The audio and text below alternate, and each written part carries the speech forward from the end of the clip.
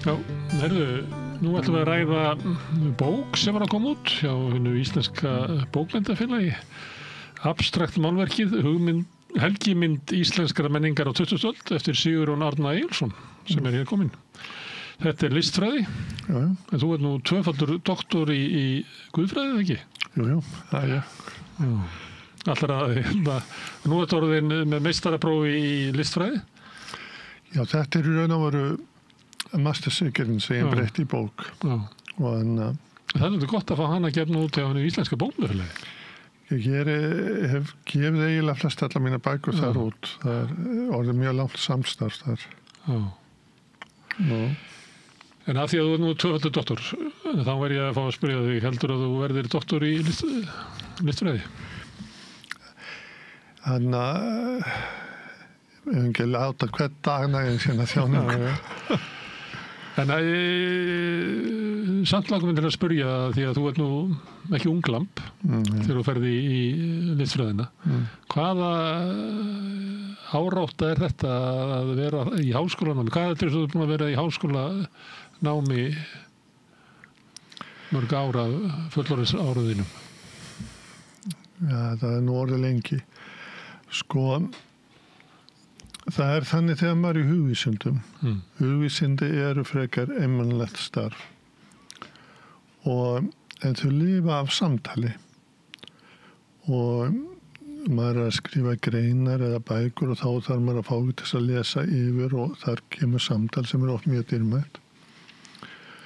Og svo þegar ég var búin að skrifa bókinu mér Trúin og þjóð, þá var ég að veltaði fyrir mig hvernig kirkjan birtist í samfélaginu.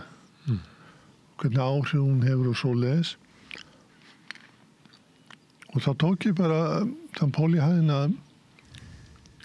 að það eru kirkjur út allt. Kirkjuhús. Og bara að skoða það og þá áttaði mig á því að kirkjuhús er eiginlega guðfræði höggin í stein. Þetta er táknleimur út fyrir sig. Og ég fór að taka saman efnum þetta. Og þetta er nú yfirleitt bara leit, sko, fræðimennskar eins og maður fer á stað og leitar að mósaiksteinum sem maður getur notað svo að raða svo í heildarmynd. Svo hverjum að leitar hundur að leita í fann? Já, þetta er þannig og svo hafði ég ekki tekið mér námsleyfi í mörg ár og ákvað að fara taka námsleyfi og fara í nám hérna, bara fara í listfræðina vegna þess að þetta tengdist á listfræðinu það sem ég var að gera og aðtöku hvort að ég var á réttri leið. Svo byrjaði ég í listfræðinu og svo kom COVID og það var bara svo rosalega gaman í þessu námi og ég áttaði mig á því að háskólana í hugvísindum og sérstaklega listfræði er alveg kjöri fyrir síðmiðaldar kalla eins og mig. Sem vil ekki staðina. Já, þetta er svona mér er alltaf þótt gaman að láta segja mig sögur og veist alltaf gaman að heyra eitthvað svona og þarna fer maður í tíma þar sem fólk er brennandi af áhuga og maður er að læra efni sem sem er skemmtilegt og mann er haldið við lestur í námi og skila lesdagbókum og svoleiðis en það er mjög gefandi og ég festist þarna, kláraði prófi hérna skrifaði fyrst á myndbannið og sem eiginlega leiti þá yfir í sekulariseringshugsjónina og þetta var gaman, ég fór bara í mastersnám og fékk svo að skrifa tvöfalda mastersiker, ekki 30 eða 60 en það styrði svo mikið og þá var það þannig að það var sýning á þessum tíma með Þorvaldi Skúlasyni verk sem voru hengt upp í háskólan að kalla Míla og þar var þessi mynd sem er framan á bókinni hann var á kaffistofunni hann í húsi Vítis og þegar maður var að bíða eftir að komast í tíma og satt maður átt þar með kaffibúlla og var að horfa á þessa mynd og það er eitthvað svo einkennilegt með list að hún ávarpa mann einhvern veginn að tala við mann, það er eins og myndir það er sko, ég hef stund frá að rífast í huguna við eitthvað listaverk Þú veist, eins og maður svo fordómafullu sjálfur, sko, hvers konar bull þetta og kemur á stað og svo eftir smá tíma þegar maður átt að sig betur á þá líks kannski upp einhver stórlögt undur sem þetta verk þannig að þú tuðar fyrir fram að málverk á meðan að kannski jafnaldriðin að tuða fyrir fram að Kastljós. Já, bara svona hugsaði og svo þetta talaði þá fór ég að velta þessu fyrir mig af hverju ávarpar þetta verk mig svona mikið og þá fór ég að athuga á hvað ég skrifum abstrakt málverki og undir titilin sko helgimynd íslenska menningar á 20. öld spurningamerki. Þetta er það sem ég að athuga. Þú kemur sérst úr guðfræðinni að myndlistinni. Já. Ef að þú ættir ekki þennan guðfræði bakgrunna þá hefur ekki skrifað þessa bók. Þú losnar ekki við það. Nei, það er sko og einhver annar sem ekki á þennan bakgrunn hefði ekki komist að þessari, eða ekki lagt þessa spurninga fyrir sig og ekki svarað með sama hætt og þú. Nei, maður þekki til þess í Þýskalandi að það eru guðfræðingar sem eru líka listfræðingar og þeir velta upp svipuðum spurningum og svo veit ég listfræðing, það eru tveir stórveldi í Þýskalandi sem eru svolítið taka þennan ávarpsþátt og eru mjög vel að sér í guðfræði. En þess að listin, sko farvegu lista var alveg fram að 18. öld eiginlega bundin við kirkjuna. Sagt eftir frönsku byltinguna þá fyrst losnar þetta. En fram að þenn tíma var listi meira að minna tengd ykkur eins og allt var í ykkar guðfræði, svo heimspekin tekin af ykkur og svo listfræðin og eiginlega allt hefur verið tekið af ykkur? Tekið af okkur. Eða verið fengið sín eigin farveg? Já, þetta er svona eins og krakkar sem fara heiman, sko. Koma svo aftur heim. Koma aftur heim. Marg eld. Er það því að því að þú ert guðfræðingur að fást við listfræði. Og ég held ég að nokkuð var sagt þess að sögu við ræðaborðið að það var í Venezuela einhvern tímann snemma á 8. áratugnum að þá var maður sem að hét José Abreu sem að rannu fyrir honum að það var efnaðskreppa og það var stjórnmálakreppa og stjórnlagakreppa og samfélagið var bara í alls konar kreppum og það rann allt inn upp fyrir honum að þetta voru allt birtingamyndir af sömu kreppunni sem að væri einhvern veginn inn í andanum í okkur og í samfélaginu og hann sagði það var sagt við sjálf að sig að það er ekkert sem að getur fengist við þetta nema listin og Guð og ég veit ekkert Guð, hann kunni á fiðlu og er góður fiðluleikari þannig að hann fór út í fátækrahverfinu og stofnaði tónlistarskóla sem kallar El Sistema og er ennþá starfandi og hafa getið af sér og eru starfandi víðar heiminn og hafa getið af sér bara stórkostlega tónlistarmenn meðal annars. En það er þessi hugmynd að það sé eitthvað í samfélagi okkar og okkur sjálfum sem að ekkert getur snert nema kannski listin eða Guð. En að því ég er með guðfræðing og listfræðingarna hann langar mig að spyrja hvað er hæft í þessu hjá honum að brá. Ég er með í bókinni tilvíðninni Slæmaher bara fremst og fyrstu síðu eða þannig að sögblæðinu þar sem hann talar systurnar trú og list sem fást við að sama og það er talið með listina þetta er eins og ég lýsið að málverki talaði til mín, ég vissi ekki af hverju það snerti við manni eitt í mann á stað og það er eins og það ger maður meðvitaðar einhverjar víddir eða litbrigði í tilverunni sem maður getur þetta hrein rökhyggja útiloki og ég er ekki að segja að trúin sé þá eitthvað það sem skynsemi stoppar eitthvað svoleiðis heldur það líkur upp fjölbreytileika lífsins og það sem eiginlega ég er að fást við núna sem er afrastu þessara bókar það er hugtað sem heitir kunstreligión það er listin tekur yfir eða gengur inn í hlutverk trúarbragða og það var að þannig og það er Það sem að Thor Vilhjálmsson geti verið æðsti pái. Hann var mjög listtrúaður maður. Já, það er sko aldamótin 1800 þá er franska byltingin gargengin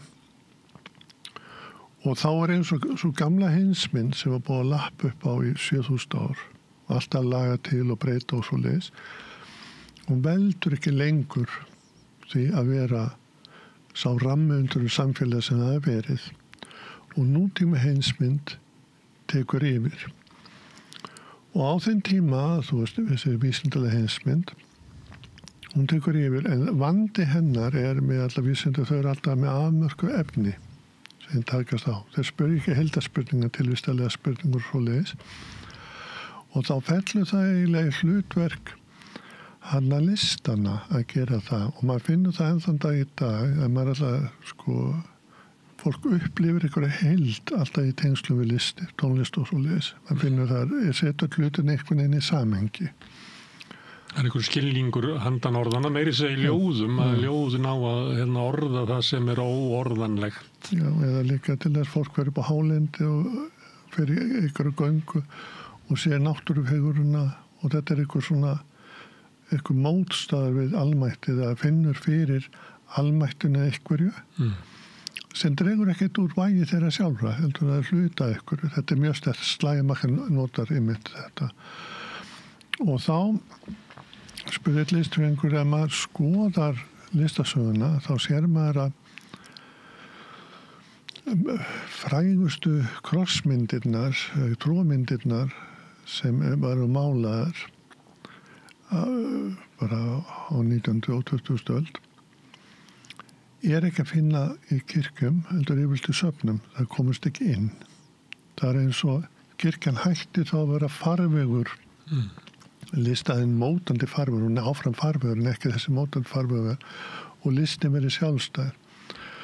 Og Schleiermacher átta sig á þessu að það þurfa að skapa nýtt tungumál sem við þurfum að tjá okkur með og þá er í raun og veru, og þetta er gegnum Kant virkja að ég fara út í það, að Kant dregur fram að við sjáum ekki heiminn eins og hann er, heldur búum okkur til mynda heiminn eins og með þessum kategórium að hvernig sem við erum með. Þannig að búum okkur til mynda heiminum. Listamenn átta sig vel á þessu og þá er raunsæðismyndir. Það er ekki að sýna neitt nema sjónarhorn og þá fer allt í að hætta að tala ykkur heldarkerfi og heldasýn, heldur upplifun mannsins og veruleikunum. Og sá aðeins sem gerir þetta fyrst í Þýskalandi er Caspar David Friedrich. Það málar þessar landslagsmyndir. Það mótar eiginlega ramman fyrir landslagsmálverk eins og við skynjum. En þetta er allt tilbúna myndir. Hann býr til fullt af skitsum og raðar svo saman í þessa myndir. Þetta er hugverk. Það er þetta sem þeir koma með. Það er eini heimur sem við getum kynst þess og heimur sem við berum innra með okkur. Já, við getum ekki kynst hann er of stór fyrir okkur í hinn heimurinn. Hann er bara fyrir Guð til að skilja. Það er þessu upplifun sem við upplifum heimur svo færum hann í þessa mynd og þetta er það sem hann ger og það sem átta sig líka á er að það þarf að búi til táknmál fyrir nútíma heimsmynd og myndmál sem nútímaðurinn getur stuðst við. Þetta hlutverk tekur rómantíska stefnan yfir og maður sér alveg hvað hún gerir rómantíska stefna. Hún skapar ljóði, nýtt ljóðmál, skapar mýtunu, þjóðríkið og svo framvegis og svo aðeins. Stöðum aðeins í heiminum og samfélaginu. Já, allt þetta. Þetta rómantíkin býr til þetta mál og hluta þessu er málverkið. Og þá er að tjá búið til þetta myndmál sem er og þarna hefst vist ferli þar sem myndlistin verður mótandi og það hætta er að mála eins nákvæmlega eins og þessi ljósmynd heldur er að túlka veruleikann. Þannig kemur málverkið inn. Og þegar við erum með abstraksmálverkið þá er hérna bein lína frá abstraksmálverkinu til þessa Caspar David Friedrich. Hann er að túlka inn innriveruleika og abstraksmálverkið er að túlka innriveruleika mannsins og það sem listamenn átt að segja á þessum tíma, það er þú þekkir Kant aftur hérna, sjálfræðið, maðurinn verður sjálfstæður svo lesa ekki styrður á einhverju öðru og þá það sama listirnar. Þá verða listirnar geta staðið fyrir sig og svo list sem getur best staðið fyrir sig sem heild tónlistin. Ef við sleppum orðum þá áttu gengin inn í þennan heim sem tónlistin En málaralistin alltaf að tjá sögum með. Hún alltaf að segja einhverja bókmenntatesti eða túlka einhverja bókmenntatesti og maður sé til dæmis eins og sér altarismyndir að vera að mála kannski krossastykkin Krist, þá það atburður og allir aðilar eru þar innan þess samingar sem textin segir fyrir og svo túlkun á þessu. Þannig að málverki hefur ekki sjálfstætt vægi. Og það skeður í kjölfar romantíkum að þeir að reyna að hrista af sér að vera þjónustu aðlið fyrir bókmyndir og slíkt og að sína sjálfstæði málverksins. Og hápunktu þessara þróunar abstrakt málverki sem algjörlega óháð utanakomandi myndum. Þetta allt form og lítið sem í huga hann málarans sem hann þetta reynir að láta á strigan. En svo náttúrulega stenst þetta ekki vegna þess að þú sér þessi mynd þarna, það eru bylgjur og ýmislegt í þessu og það mjög líklegt hann var við Selfoss og var að skoða annað þar og sjá bylgjurnar þær koma, þannig að maður aldrei laus við ytri áhrif. En þetta það sem það gera. En það getur þú ekki búið til innri heim án áhrifa frá ytri heimi. En þetta var það sem þeir voru að reyna að gera. Og það fara eins langt inn og hægt var. Og tryggja sjálfstæði verksins. Þú kallar þetta hérna helgiðarspyrð, helgimynd? Já, það sko, ef við höldum áfram með... Þú varst komin inn á svona listatrú og þá lítur þetta að vera helgimynd listatrúarinnar, purlega art. Já, það alveg rétt. Og þá það sem skeður náttúrulega kirkjan missis kennivald sitt. Og kennivaldið fer, og við þekkjum þetta mjög vel úr íslensku sögu, að kennivaldið svolítið hjá skáldunum. Skáldin taka við kennivaldið og það hlusta á þá. En við myndum nú kannski ræskja okkur en einhverjir íslendingar og segja að það var nú alltaf hjá skáldunum sko. En svo að þið guðfræðingarnir hafi fengið að láni þarna í smá tíma að þá voru það sko skáldin sem að formuðu heimsmynd okkar. Já, það eins og ég sagði sko 1800 farar að búa til þessa mýtur. Og þú sér til dæmis eins og það var allar þjóðir að finna einhverju upprunasögu og skapa einhverju upprunasögu. Þú veit ekki að því að svona torrek hafi verið sko túlkun á sorginni sem miklu sterkari og öflugri heldur en að guðfræðin hafi komið með hingað. Segja skáldin? Nei, ég spyr, svona torrek eftir eiginlega til þess. Að þar hafi skáld verið ykkur hluturki. Já, það það sem ég að segja, sko, skáldin ganga þá inn, þú veist að það mjög fornt. Andinn komið yfir skáldin, til þess í grískum menningarheimi þá eru skáldin skáldagáðum frá Apollo og tala af andunum líka andinn komið yfir fólk og þetta mjög forn hugsun.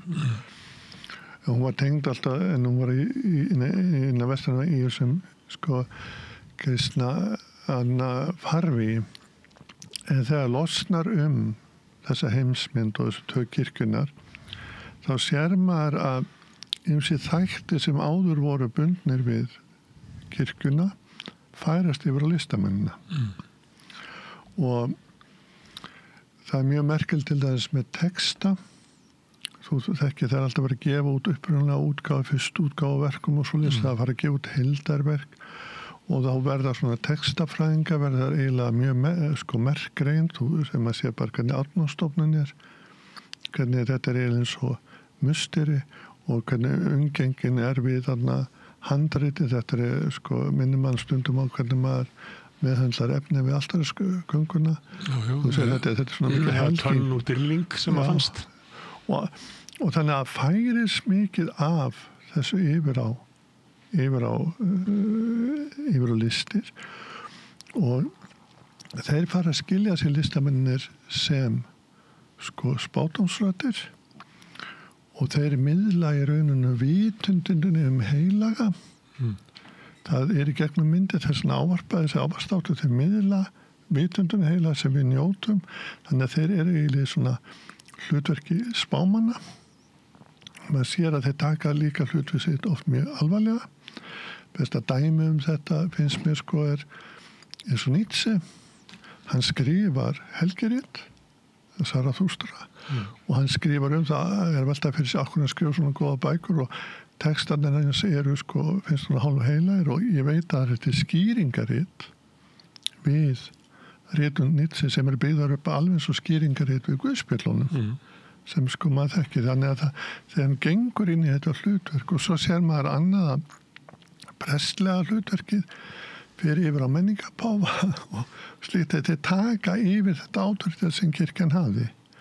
Eins og í íslensku samhengi þá eins og Sigur Nordal eða Kristín Andersson, þetta eru menningapáfar og þeir höfðu kennivald og ákveðu hvað rétt og hvað ekki. Gáðu sín páfabréf. Já, og þá sér maður að það ekki bara að listin tekur yfir þetta hlutverkamiðlæðinu heilaga, heldur að útleggja heilaga til fólksins. Þess vegna eru þessi sko að gríndu sem skýra út verk fyrir fólk, þannig að skilju þetta eins og prédikun eða það taka yfir þessu hlutverk og þess vegna talað kúnsturreligjón og fulltrúin við getum sagt hérna að sá sem býr til liturgíina í kringum kunstreligjón Wagner með óperuna og það elstæða og svo eiginlega spámaður fyrir það Nietzsche á vissan átt. Þá sér maður hvernig þessar myndir eru og þá fyllir listin upp í þetta tóm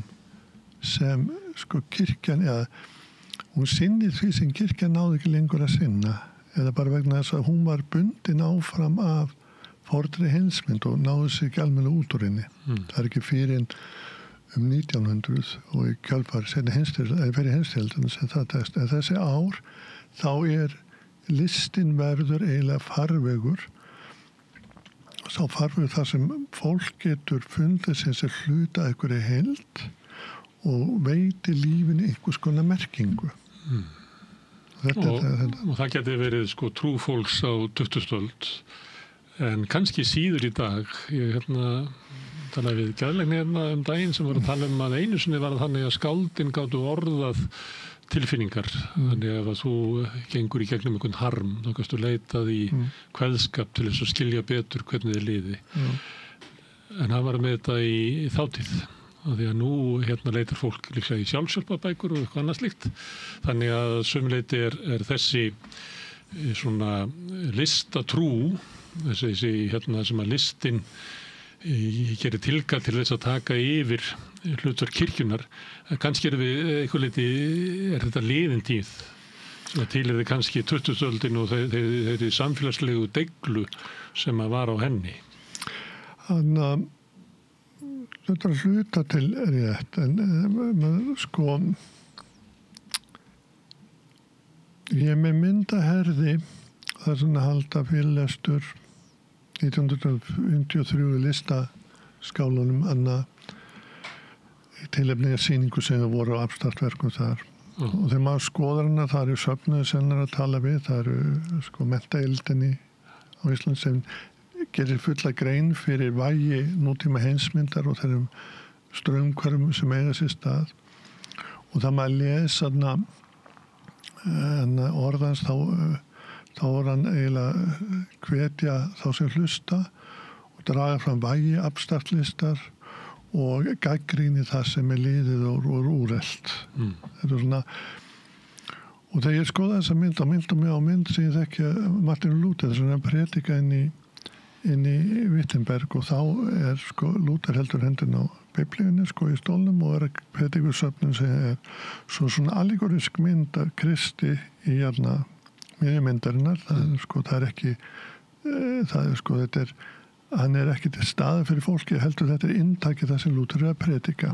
Þetta mjög svipað og þegar maður sér þetta þá að Luther við upphaf nútímas og harður raun og svolítið við lok nútímans því eftir 1960 verða mjög merkileg skil. Þá breytist maður. Og þá ganga menn út frá því að það sé línuleg þróun sem eigi sér stað.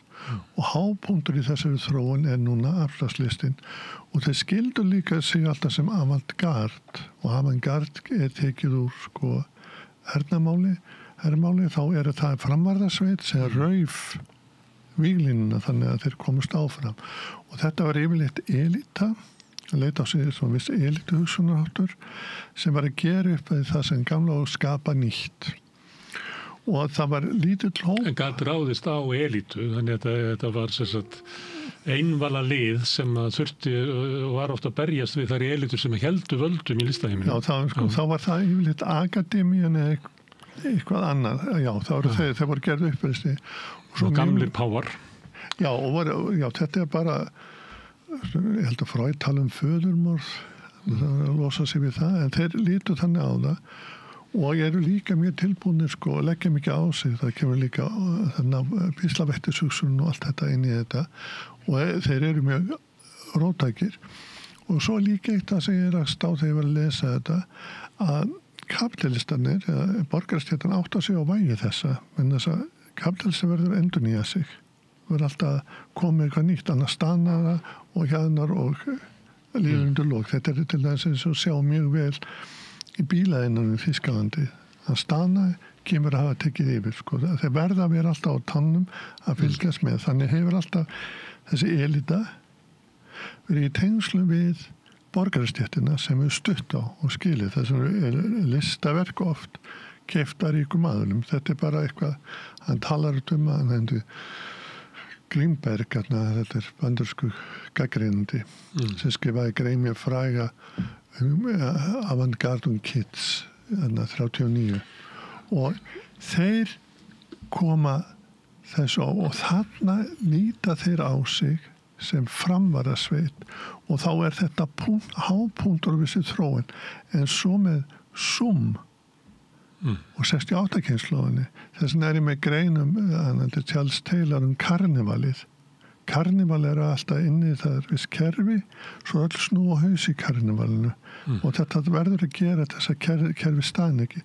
Þá kemur og 68 kynslóðin sem snýrus öllu við og þá breytist listin og verður miklu, það ekki bara einlína heldur verður miklu fjölbreyttari og það breytir ekki neinu og ég þekki það út til þess að byrja sorg og svoleið að fólk alltaf með ykkur lög poplög, eitthvað sem höfða rosalega til þeirra í sorg og sem leita til sem þeirrum stóð, ég veit að ég þekki bara og minnungur einn plata sem heitir Innumund hlustaði mikið á sem hjálpa honum í gegnum erfiðleika sína sem bara mjög flott plata en þannig að það var listin sem hjálpa honum út úr þessu þannig ég ekki alveg sammála að ég held að kannski sjálfhjálpa bækur og svoleiðis en það alltaf ykkur lög sem höfðu maður sér þetta til dæmis líka í jarðarförum það var að velja viss lög sem varu tilengur við sem aðila það var listin sem veitir þessa huggun.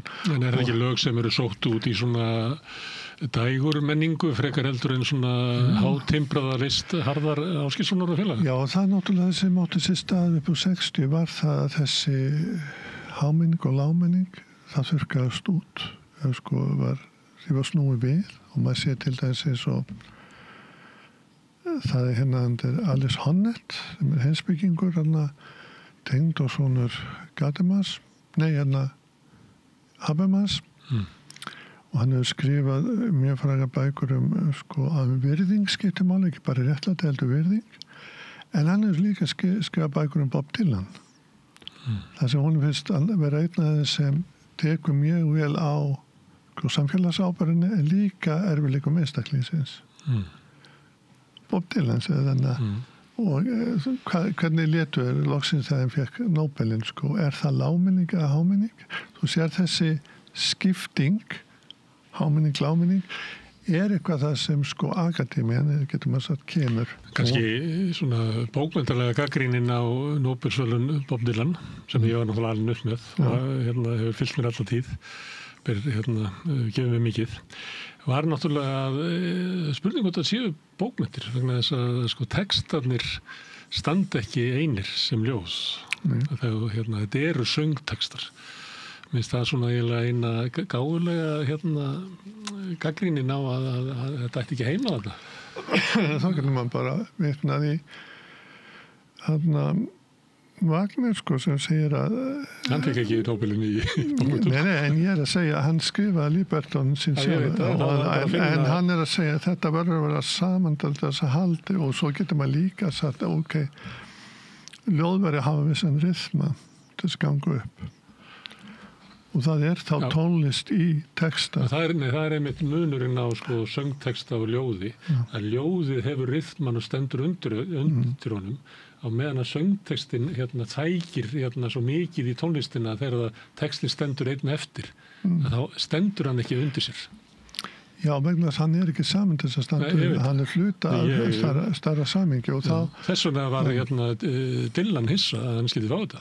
Þess að hann segir ég bara song and dance man. Hvað það að tengja mig við þetta? Ég held að hann líka ekki vilja láta að nota sig. Nei. Það besta sem að þegar við talum þetta, besta sem Leon Cohen sagði þegar þetta gerðist. Þetta sé eins og að setja skjöld á Everest og segja þessu hæsta fjallið. Þetta breytir engu fyrir Dylan. Nei, en það tók hann ekki sjálfur á móti að nátt að segja á þessu. En það sem ég myndi segja, sko, þá þessi, sko, skilgreining á listum sem aðskildum fyrirbrigðum, það mjög umdeilt. Og maður sé til þess hvað aðal listformi í dag. Það kvikmyndin, þetta alveg út allt. Það mynd, hljóð og texti. Þú nefndir aðeins það svona pólitísk saga í þessu, kaldastríðssaga sem tengist abstraktmálverkinu. Og það þannig ef maður myndi segja hana frá sjónarhóli bandarísku leyniþjónustunnar, þá var það þannig að við þurfum að berjast gegn sterkri stöðu kommunista og sósíalista í Evrópu á eftirstríðsárunum, þar sem þeir hafa komist til valda meðal annars því að þeir stýrðu baráttunni gegn fasismannum og þeir hafa traust síns fólks og þeir hafa náð í gegn mikið að kröfum sósíalísku verkalýðshreyfingar með uppbyggingu félagslegs húsnæðis, almenn heilbrigðisþjónusta, menntun fyrir alla og fleira. Og þeir eru að vinna á meðal annars sem alltaf fylgt sósíalismannum að það svona endursköpun að því að sósíalismin er hugmyndum að við þurfum að fara inn í nýjan heim og það ekki nóg bara að fara þangað efnarslega, heldur þurfum við að endur skilgreina stöðu almennings þrælsins í nýjum heimi, hann getur ekki farið með þrælshugmyndina yfir í nýjan heim, þá þurfum við endurskapan og það var gert með hennum svo kallaða sósíalrealisma sem að byggði á því að það varu sóttar sögupersónur sem áður fengu ekki að vera með í sögum. Við þekkjum þetta vel bara í Skandinavíu eins og Pelli Sigurvegari og fleira sem eru stórkostlega sögur þar sem að fólk sem ekki fekk að vera valla aukapersónur í sögu og byggði náttúrulega á kannski svona breiðari listrænni umbyltingu eftir frönsku stjórnarbyltinguna bara brúku Fígarós þegar hetjan allt í einu alþýðumaður en aðalsmaðurinn fíbl og þetta byggði á því og með þessari svona stétta átökum að það verður til þessi sósíalrealismi sem að ég bið fólk að hafa í huga að það ekki svo einfalda mynd sem að leyniþjónusta Bandaríkjanna hefur málað þá listastefnu þar sem eins og að Stalin hafi raunverulega gefið listamönnum orður hvernig þetta mála, það var alls ekki þannig þetta var breið, öflug listhreyfing sem að byggði á gríðalegum krafti sem að fólst í því að fólk sem áður hafði verið ómark í lífinu gat sagt sína sögu. Við getum vísað til okkar tíma þar sem að alls konar hópar að fá rödd sem ekki hefðu fengið áður. Þetta var þannig í kannski þriðja veldi. Bandaríska leyniþjónustan horfir á þetta og segir við verðum að drepa þetta helvíti. Þetta getum við ekki látið drottna yfir listalífinu. Hvernig væri að nota þarna abstraktið? Þetta ekki svona dæmi sem við getum stilt upp á móti sósíalrealismanum? Þetta er einstaklingshyggju-list, þetta sem að segir að hugmynd mínum heiminn sem inn í hausnum á mér sé það sem að gildir og laus við alla svona félagslegu tengingu.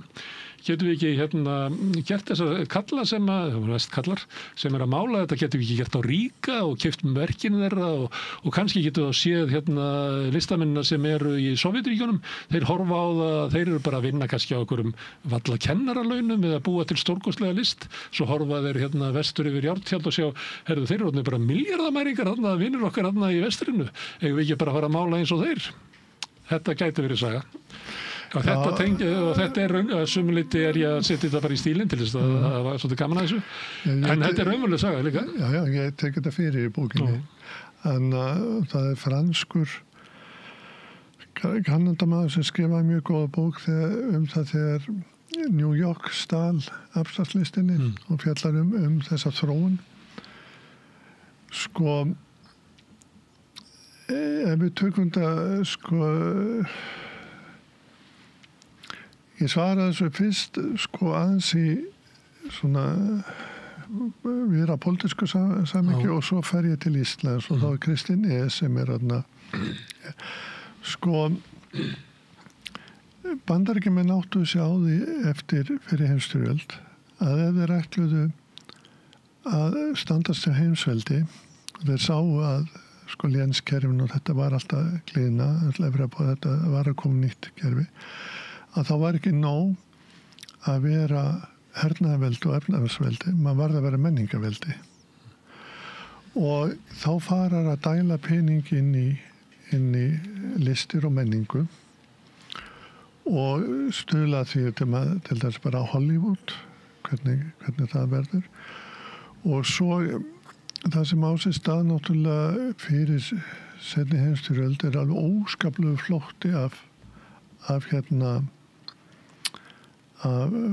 listamennum sem fara til Ameríku og margir sittist á í New York og það til dæmis eins og að margir Wagner-læri sinna sem fara til Hollywood og hafa áhrif á kvikmyndatónlist og þegar maður hlustar á Wagner núna þá sér maður alltaf bíómyndi fyrir sig, það er þessi arfleith og maður sér þessu ofboðslega menningarströmmur og þetta er geysileg blóðtaka meðal annars fyrir Þýskaland, það er alveg skelfileg og þá allt eins og kannski að verða í Bandaríkjunum í dag þegar Trump að rekja fólk út úr háskólanum og fleira, við getum fengið slíka lægð í bandaríska menningu. Ég verð að segja alveg eins og að ég átta mig ekkert á samtíman, ég veit ekki hvort þetta er sábóper eða eitthvað annað. Þetta er mjög svona erfitt að ná áttum í þessu. En þetta er á sér stað og þá verður þetta óbúslega lyftustöng fyrir bandaríska myndlist og svo verður maður átt að segja að París lokast af í öll stríðsárin og þá fær New York þetta vægi, verður svona og þá verður myndlistin og menningi mjög sterk og manst þetta myndi sem var sýnd Julia and Julia það sem hún er þessi fræga kona sem bjó til þessa matreiðslubók sem allir nota, maðurinn hennar vann hjá utanríkisráðuneytinu og var sérfræðingur í tilvistarheimspeki franskri og maður að velta sig byttu þá var innan CIA og allt þetta, þeir voru að fást við og það sem unnu að var að reyna að fá aðila til þess að styðja frelsishugmyndir í staðan fyrir sósíalisma til þess að Berlín féll þá byrjuði Rússarnir náttúrulega að ná sér aðals stjórnendur og svolítið þess að fá menningunum sýrpann. Þetta var menningarstríð, hver leiði menninguna. Og þeir pössuðu sig mjög á að vera ekki að tróða þessu fólk heldur að hafa áhrif á það.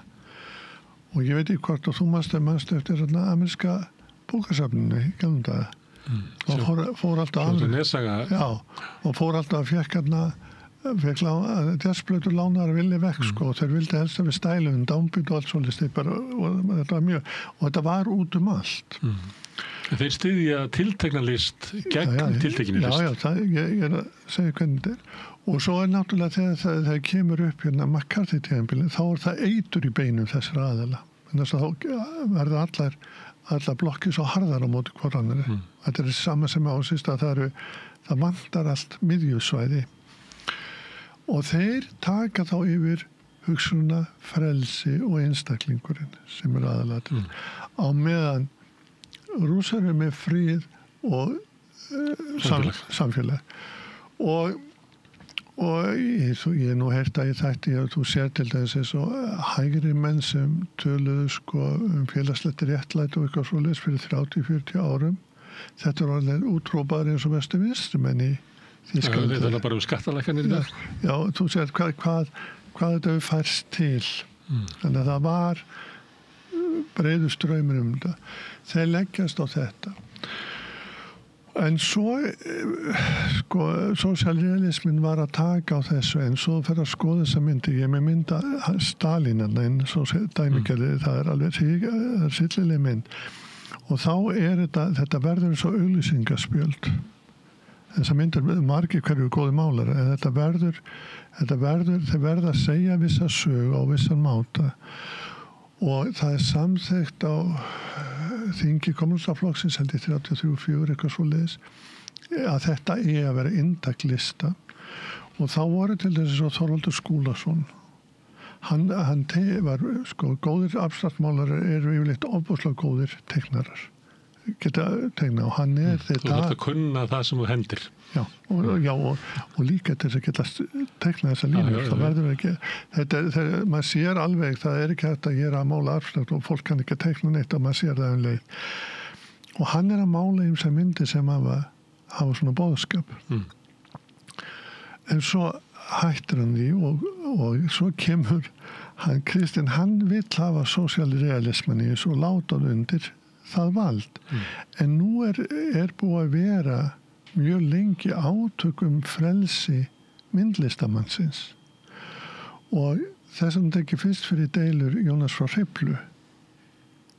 Jónas frá Hriflu var með mjög skýra lista sín sem var það að lista nátt göfg og lyfta manninu með. Þetta var Sigurður Náldur. Og tilgangi í samfélagsuppbyggingu. Já, og ég met á það. Og lendir í útustöðum og þá svarar Þorvaldur Skúlason sem góðu penni honum og bendir á hvernig sagan hefur breyst og þeir lærðu margir í Þýskalandi þekktu stríðið og það sem unnur úr arfleiðs stríðsins og þetta Otto Dix hvernig þið málað þetta hvernig þessi fagra sín hverfur og hann að dregur upp aðra myndalistasögunni listinni víðar en þetta og í uppgjöri við hann þar og þetta gat Kristinn tekið alveg undir en þeir vildu ekki að fara að mála sangat nýri frásögu sem var sósíalrealismi þótt að skrifa eitthvað svona sem að bæta og þá voru með eitthvað formúli frá þeim því neita þeir og þess vegna skrifar Anna Kristinn alveg ömulega grein Anna, hún svo með klíaði með hana þegar listin bara blátt strik svo setur hann sig í stellingar eins og hann sé fulltrúi alþýðu hvað alþýðan þarf að vita talar fyrir hann og dælir út fjölda spurninga sem Guðlaugur Skeving og Þorvaldur að svara hvað list sé þetta svo mikill og Guðlaugur Skeving svarar honum en bara hann gera mjög vel ég reykja hann svara fyrir sig ekki alla og bendir á list, framfæriði list hafa aldrei fyllt í að vera mála ykkur að pólitísk temu og vill berjast fyrir frelsi listarinnar og þetta Þorvaldur Skúlason gerir þetta líka en hann þeir gengnir inn í listakirkjuna sem varst að lýsa það þeir eru báðir Þorvaldur álöfði sig sem vera sósíalista Já, það er nefnilega sem er íslensku abstraktum voru meira og minna sósíalistar. Já, hann lítur á sig sem sósíalistar. Heldur að þeir hafi gert sér grein fyrir því að á bakvið var heimsveldi að raunverulega íta undir það að þessi list yrði frekar ofan á heldur en kannski teikningarnar af verkafólki í Reykjavík sem margir af þeim voru að gera með tilheyrðu hinn sósíalíska realisma og þannig hann náttúrulega frekar heldur en þess að myndir af Stalin þannig að sósíalrealismin átti sér umverulega uppsprettu í samfélagslegri deglu. En það var náttúrulega það að byrja með það sósíalrealismin að byrja en svo sérði alveg hvernig það þróast þetta verður eins og áráspjöld frá Norður Kóru þetta er alveg Við getum líka tekið abstrakt myndi frá 1970 og það er nú ekki mikið eftir af inntakin í þeim. Já, þetta verður svo kitsig að það sem mest má vera. En það sem, sko, ég myndi, sko, þú ert með, sem listamaður ert að vinna eitthvað, þú ert að gera eitthvað, þú ert að starfa eitthvað og svo áhrifaðsagan allt önnur og hvernig ykkur ætla að nota það. Ég veit það, en sko, ég held að þeir hafi ekki sko og þetta ekki eitthvað sem fólk áttaði sig á, þetta fyrst að koma í dagsljósi á 10. áratugnum og svo list að skjölopnast og svo Íslandi er alltaf mjög áberandi að það verið skrifað endar þessar bækur svona meint áhrif Sovjetsins og íslenska menningu og íslensk samfélag, en það verið enginn skrifað áhrifin sem að sko bandaríska kerfið hafði á íslensk listalíf og fleira. Það verið ekki verið skrifað hvort að bandaríska leyniþjónustan stóð að stofnun almenna bókafélagsins eða studdi það eða neitt. Það skrifað doktorseki manni hvað Faulkner á Íslandi. Já, og Túkusaga Faulkner sem Haukur Ingvarsson skrifaði. Þetta kemur fram þar. Það kemur þar. En hún kom bara út í hittifili? Já, ég veit það. En vegna þess að, sko, þegar ég bara vinna þessari bók þá rakst ég bara á þetta. En svo líka, ég myndi nú ekki verið hvít sko, Kristíne, sko... Nei, ég er bara að benda á að því að við vitum alltaf hans sögu. Hvort að okkur við séum meðvituð hitt. En til dæmis eins og það, sko, þeir gáfu út, til dæmis ég held að sé eitthvað tímarit sem gáfu út, sem ekki ennþá koma á tímarit.is. Þannig að þessi menningarströymur sem hefur verið mjög, sko, vinstra megin hefur verið mótandi, sko, og það var eiginlega, sko, blærað út hínu. En ég er ekki að fjalla það í bókinni heldur, sko, vissulega verður og þeir geta tekið undir að þú ert að birta myndir svo orð með í hugunum og ert að reyna að hega samtal við áhorfandan beint, millilega laust, án þess að sé ykkur sem stillir sér þarna upp á milli eins og ykkur prestur sem er að miðla á milli heims og guðs.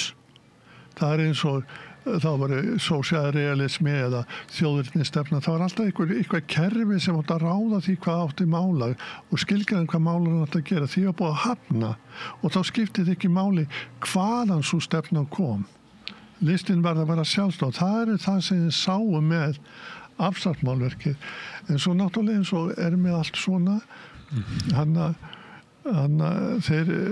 allir náttúrulega þegar maður píslavottur, sko, þá hefur maður eiginlega oft dómsvaldið í eigin hendi líka, sko, eftir á og það mynd af þeim í Listasögu Íslands þar sem þessi abstrakthópur stendur og þeir voru þá í öllum nefndum og réðu öllu og svo og þá kemur Zoom og brýtur þetta upp þá kemur Karnirvali aftur. Ég ætla samt að staldra þess við þessa hugmynd sem að var sjálfsmynd þessa hóps að þeir væri að brjóta af sér allar viðjar og að vera sjálfstæðir í sköpusinni. En síðan vitum við það sem hefur komið fram á svona síðar árum að á bakvið þessi hreyfing var studd af öflum sem að vildu einmitt birta þá mynd að það væri einstaklingurinn, einstaklingshyggjan að þar getum við komist að einhverju sannleika, ekki í gegnum félagslega þáttöku okkar.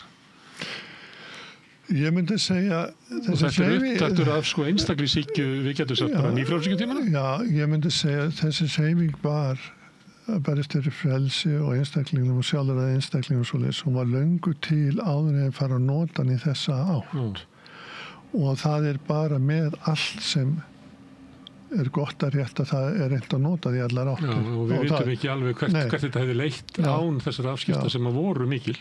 Já, og það var kaldastríð, það var menningarstríð, sko. Það var það og það það ennþá, sko, það tekist að, sko, menningin alltaf vettvangur átaka og ég myndi taka undir, sko, áherslu abstraktlistarinnar, sjálfstæðalistarinnar, vegna þess að sko, við þurfum ekki að hugsa CIA eða eitthvað svo leiðis, heldur við eftir 68 og þá fór aftur frásögn að koma inn í listaverkið og þá sko frásagan orðin svo mikil nútímalist að maður skilur ofta ekki listaverkið nema að maður sé með sögun á bak við það. Sko þannig að listverkið sjálft fær ekki að njóta sem vegna sko þessara byrði frásögu sem það er með. Já, það fyrir að lesa katalógin og katalógurinn ekkit smáraði, hann bara svona þykkur. Sko. Þetta er orðið bækur sko og miklar og góðar úttæktir þess að ef við oftar hvar fær maður greinar eftir listfræðingar með það er katalógin. Þá erum við komin í listfræðinar vegna. En þá sér þá frásagan sem voru að reyna að hrista af sér 1900 voru búin að alla aldrinni með þá er hún aftur komið inn. Svo bætist annað við sem sko ég vil lesa bókarna sko í heilaga og það sem snerti mann óndalega mikið og það sem skiptur og ofsalega máli, það er allt komið yfir í móralin. Það er óbáslega móralisering líka sem er komin inn í listir og sem gerir þá verk. Sko móralin er alltaf eitthvað tilfallandi. Það er eitthvað sem kemur upp. Og ef maður er að fást við það, þetta er það sem Guðlaugur Skýring sagði, að þá er verkið dautt eftir vikuna. Og meira segja stundur úrelt ef maður er búið með það, en það er eitthvað annan komið upp. Sem er allir lægi. En sko ef maður er með... Við getum ekki lifað að mistarverkunum einu saman. Nei, en nú ert alltaf að binda við tíðaranda og ert ekki að reyna, þekkja þetta bara úr prétikunum. Þú ert með texta sem þú ert að leggja út og í þessum texta er mjög erfið málefni sem þetta taka á. Tökum til þess dæmis sem hún er Mörtu Maríu. Hún er að stússast þarna og hinn setur við fætur hans og bara allt í lagi. Og svo segir hann þú að hvað er það skipt aðraðin, sko, er þetta ekki algjör kallan bara sem mest má vera og svona. Og þá fer maður að skoða textan betur, nei það stendst ekki. Marta er svo sem rak heimilið og það Lasarus er veikur, þá sendur hún boð eftir Jesú að hann skulle koma og hann kemur ekki, hann kemur 3 dögum og senna þá er hann dáinn og þá fer hún og rifst við hann sko. Þetta er bara eins og glíma Jakobs og svo segir hann sko, trúir ekki að ég er uppið sem lífið eitthvað svona, jú vegna þess heldur ég að senda eftir þér og hún flytur stæðstu játningu sem til er í Nýtestamentinu. Svo þegar maður lesa þess að sögu þá og skoðar hann Mörtu, þá er systirina María sem er mjög veiklind, hann er með henni í engatíma, þetta er húman nefnilega, og líka fætur ykkur svo læri hjá hann, það var eins og í doktorsnámi hjá. Sem Marta kemur í tíma í doktorsnámi, þar sem einn nefndi er, og heimtar að kenna hann hendur hún út úr tíma. Svo er húmurinn í þessu, þá segir það Marta. Það eru sumir sem er óbærslega sterkir með allt á hreinu. Og ég þekki fólk svona í kirkjunum sem er óbærslega duglega og ég er ekki að segja nýrandu að segja, það er virkilega með allt á hreinu það er mjög... Gerir allt rétt? Nei, það er bara með hjarta á réttum stað. Það er það sem ég á við. Það er ekki einhver lagmál heldur með hjarta á réttum stað og sinnir hlutum mjög vel.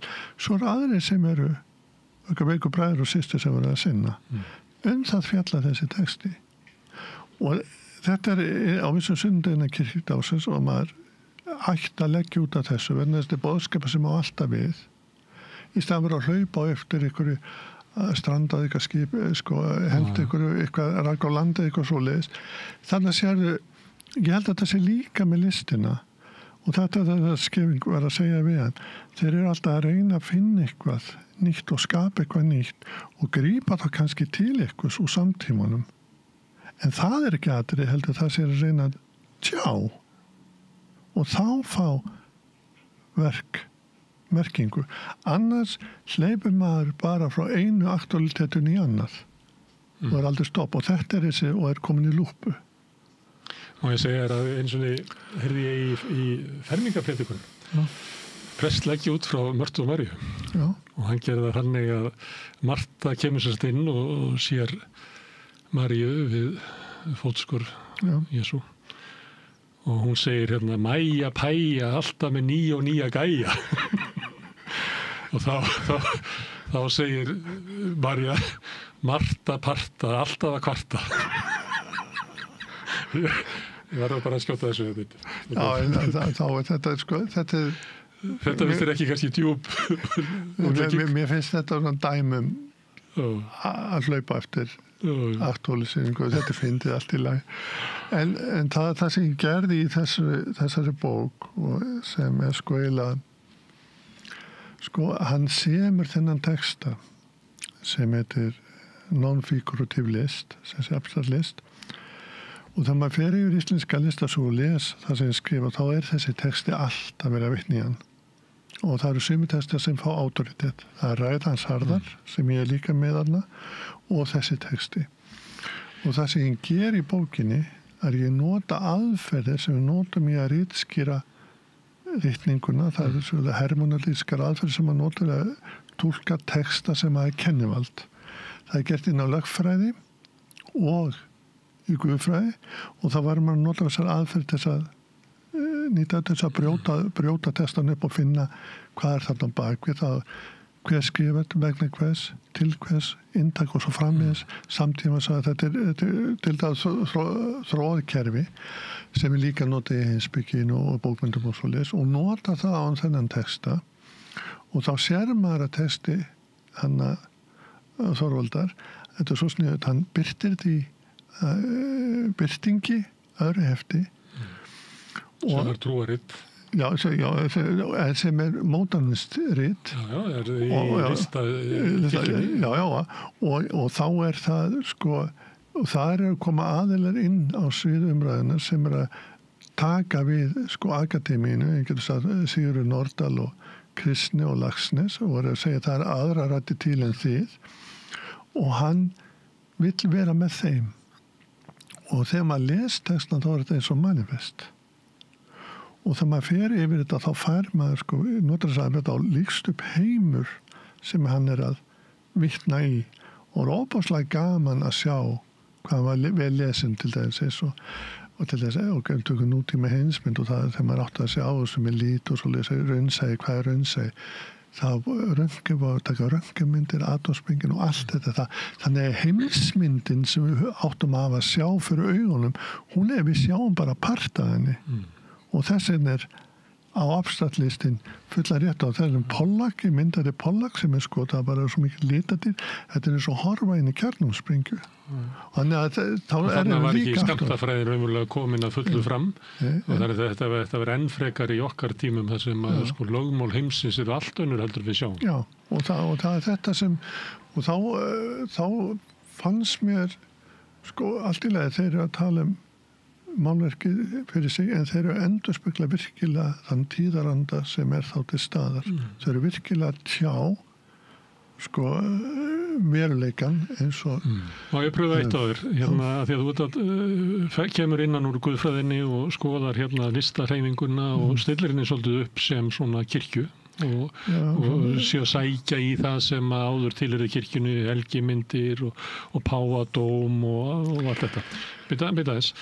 Hérna var heimildamynd sem að Werner Herzog gerir hellamálverkin í Suður-Frakklandi og þar hérna svona persónan í myndinni maður sem var nú alþýðumaður hafði einhvern veginn komið þarna og orðið svona gæslumaður undir handleiðslu sérfræðings og tekið síðan yfir og séð þessi hellamálverki í ykkur 30 ár og hann hefði meðal annars svona mikið til lifað þarna undir jörðinni innan þessa hella og eins og oft hjá Herzog þá svona eiginlega verður myndin til bara með einhverju einu augnabliki það svona búið, spýði bara eftir að finna þetta einu augnablik og svo allt hitt eiginlega bara aðdragandi að því og þá situr þessi maður þarna yfir hellunum á svona grasi vöxnum haga og hann segir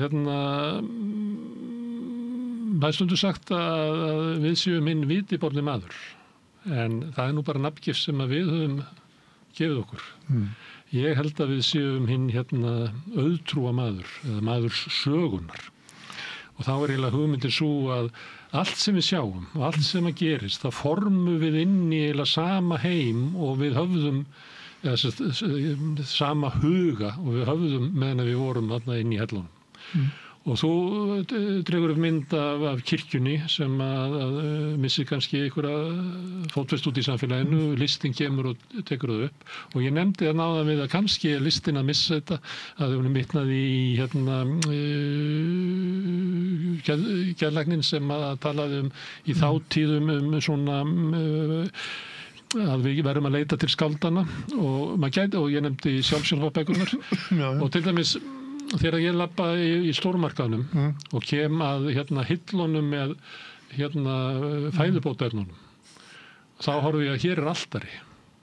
Þessu stilt upp eins og altari, hér eru oblátur í ýmsum formi og hér get ég fengið eitthvað svona frelsun og með þennan mann í huga til dæmis sem að þennan hella málverks húsvörð að auðvitað þetta þannig að það eitthvað svona það eitthvað form í því hvernig við sjáum heiminn og hvernig við skynjum hvernig þekkingin sem að listi getur fyllt upp í og guðfræðin gat fyllt upp í en ef að þið ekki á staðnum að þá það bara kapitalismin getur alveg fyllt upp í þetta og selt okkur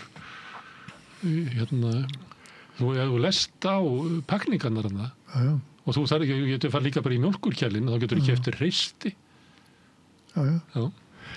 Það alveg rétt að taka mikið svona sköpunartemu og ýmislegt í auglýsingum að sér það fólk eignast hlut og þá eins og sem komið í paradís. Það alltaf að selja okkur frelsun. Já, frá einhverju.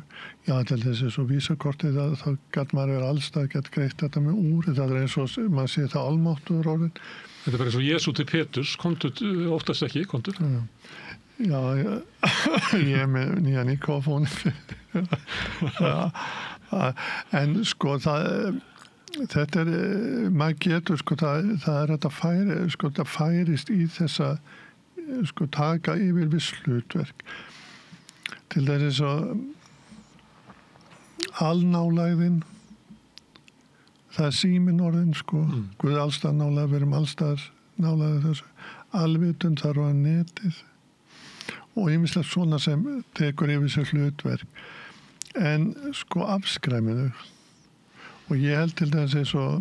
Þannig þegar ég byrti, þú segir alvitund, áttu við að þegar ég byrti mynd, selfie af mér á Facebook, þá renn ég saman við alveg Nei, en maður er aðgangu öllu. Þetta er Wikipedia, alveg sama, maður er ekki lengur maður veit ekki eitthvað og fer heim og flettur upp í bók, maður bara slæðir strax inn.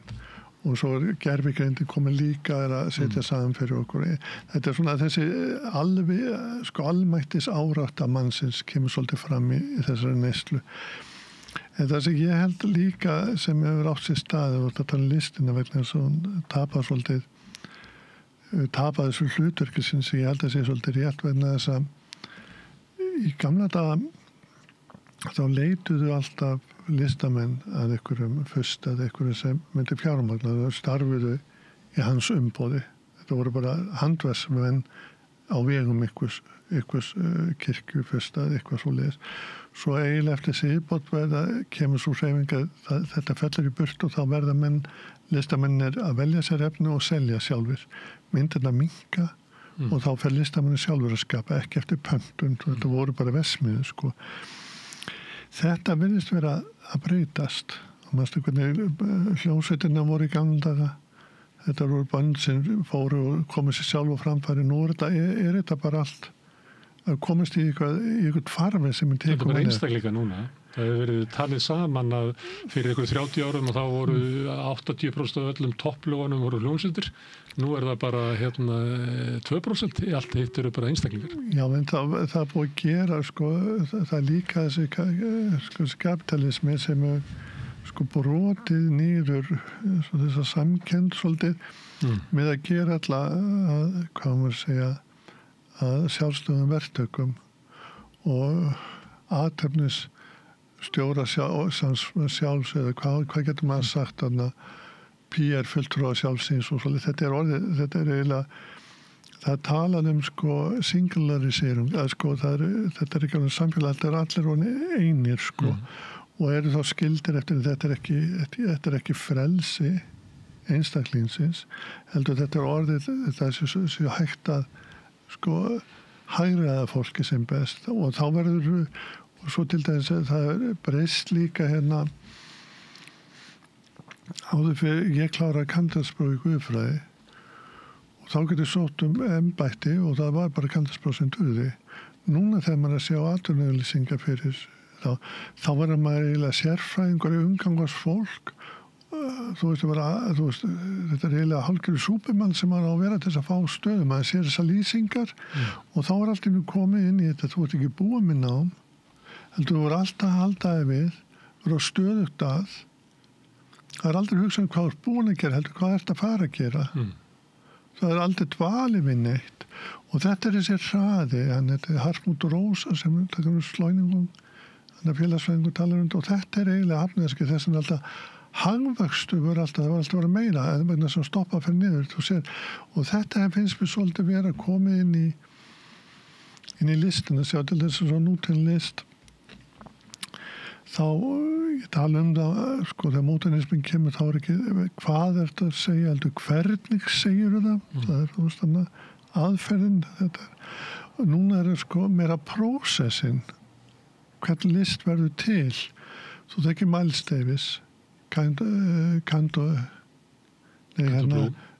Bitches Brew hana þá hann að taka upp ferli við að móta tónlist þeir eru að djamma og svo hann pródusentur hann klippir þetta saman og býr til eitthvað úr þessu það verður prósessin verður að ferlið aðalatrið og þá það þannig að stórfyrirtæki og auglýsingastór að styðja unga listamenn þeir hlaupa frá einu verkefni annað til að vinna einhverju og þá sér maður alltaf hvernig auglýsingarnar eru orðnar.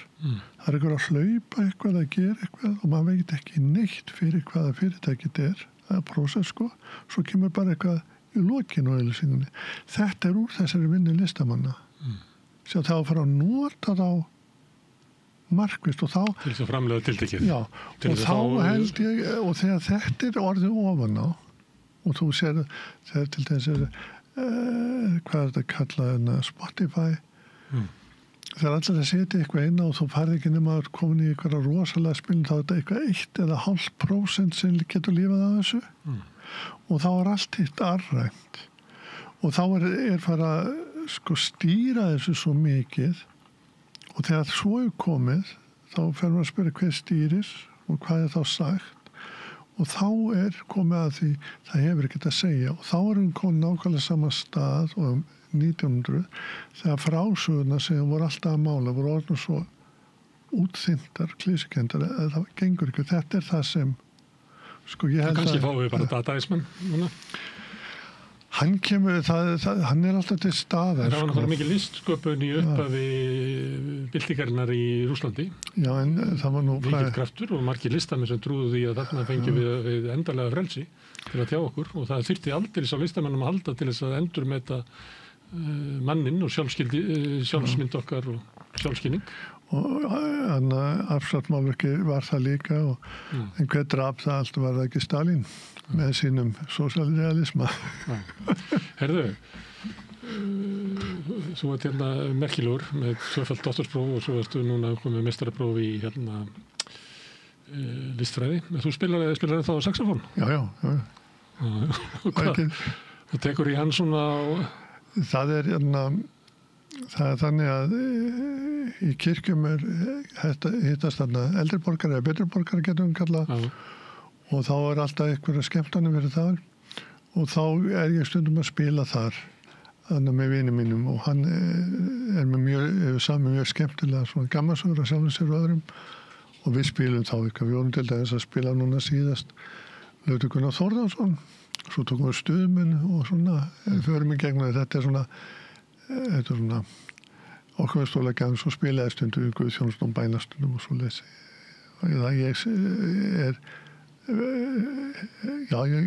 ég mikið að spila svo sinn Herðu, takk fyrir að koma hingað og segja okkur frá hérna, þessum að fást við kannski heldur áfram og verður doktor í listfræði Þakka fyrir vel það er komið tvöfalt þáttur svo þeim strýtt á því það ekki auki við það ég þetta ekki með alveg Kæra það ekki alltaf gaman að tala við. Afturlega, takk. Þetta eru lokin á Rauðaborðinu í kvöld. Ég þakka öllum sem að hafa hingað komið, Birni og Maríu fyrir að taka viðtöl og Pétri Fjellsteð fyrir að taka upp og senda út og ykkur þakka ég með sem hafi verið að hlusta og horfa. Minni á að það sem drífur samstöðin áfram með sá hluti áhorfenda og áhorfenda sem hafi gerst áskrifendur. Það er fólk sem að telur að samstöðin hafi eitthvað gildi í íslensku samfélagi.